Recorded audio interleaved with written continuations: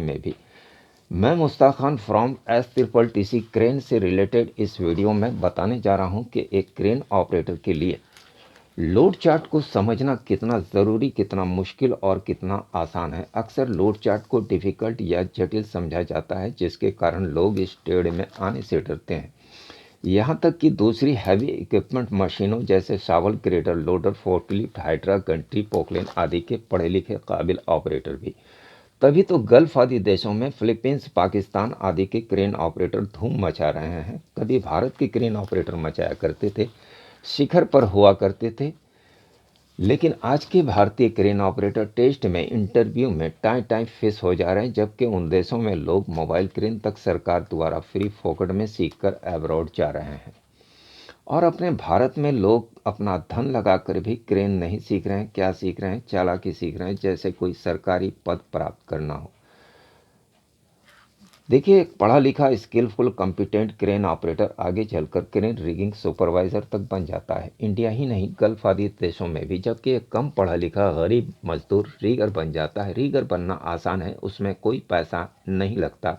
अगर आप मेसन में, कारपेंटर में गल्फ आदि देशों को जाएंगे तो श्योर है कि ज़रूरत पड़ने पर आपको क्रेन में रीगर वर्क के लिए भेज दिया जाएगा। आप बखुशी जाएंगे। बड़े आराम का काम है तो किया, वरना खाली पीली बैठकर मौज किया। कोई बोलने वाला नहीं कि क्यों बैठे हो, काम करो। इसका मतलब ये हुआ कि रीगर जॉब के लिए मेसन, कारपेंटर बनकर विदेश जाना होगा?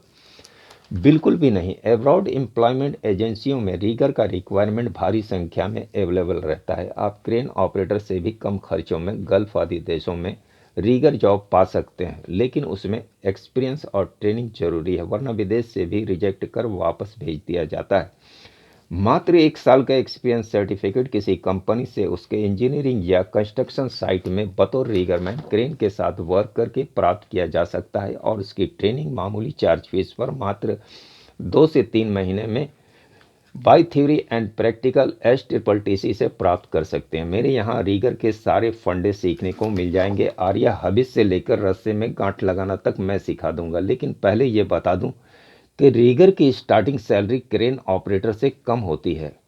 जॉब करते करते ग्रेड अनुसार बढ़ भी जाती है, लेकिन फिर भी एक रीगर मैन अपने रीगर लाइफ में 50,000 रुपये भारतीय मुद्रा से अधिक का सपना नहीं देख सकता, जबकि एक क्रेन ऑपरेटर लाख से ऊपर का सपना देख सकता है। और क्रेन रिगिंग सुपरवाइजर की तो बात ही अलग है। वो कोई सपना वपना नहीं देखता। क्रेन ऑपरेटर जितने का सपना देखता है उतना वो पाता है, यानी क्रेन ऑपरेटर से भी अधिक की सैलरी वो पा लेता है।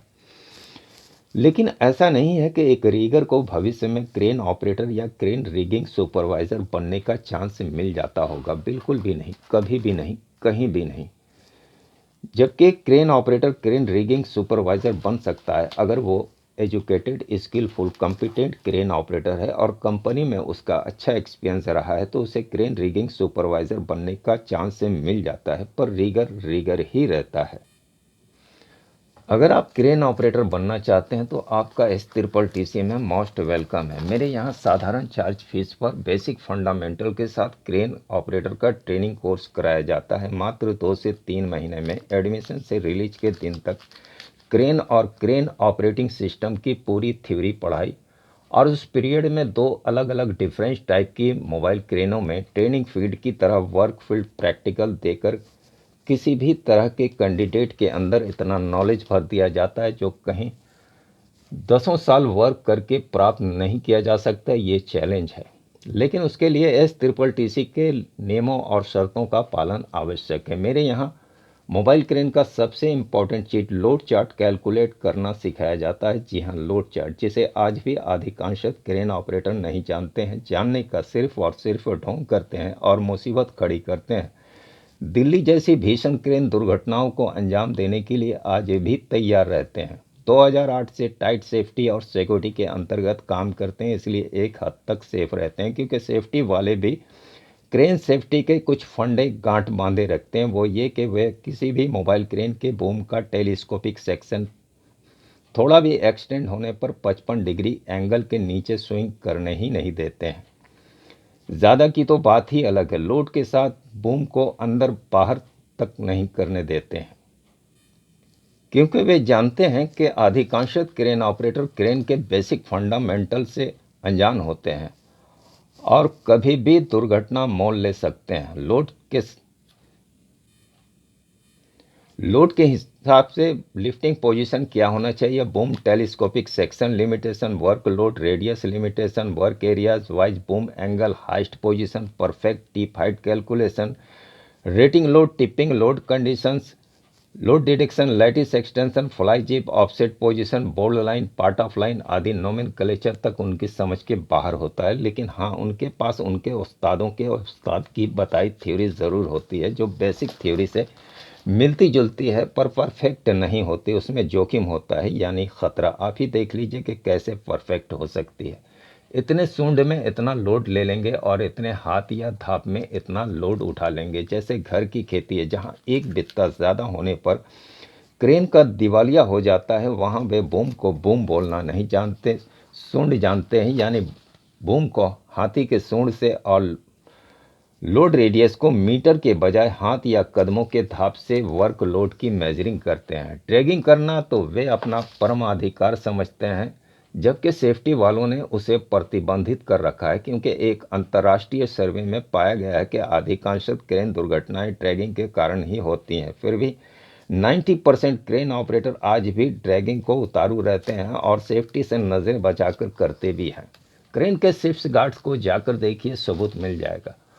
उस्तादों के उस्ताद की बताई थ्योरी और टाइट सेफ्टी और सिक्योरिटी की वजह से वे एक्सटर्नल एक्सीडेंट से तो बचे रहते हैं, लेकिन इंटरनल एक्सीडेंट से वे नहीं बच पाते। उनकी क्रेनों में जाकर देखेंगे, जहां तहां ऑयल फ्यूल फ्लूइड लीकेज देखने को मिलेगा। टर्बो चार्जर के ज़माने में भी इंजन का कान फोड़ू साउंड और काला धुआं देखने सुनने को मिलेगा।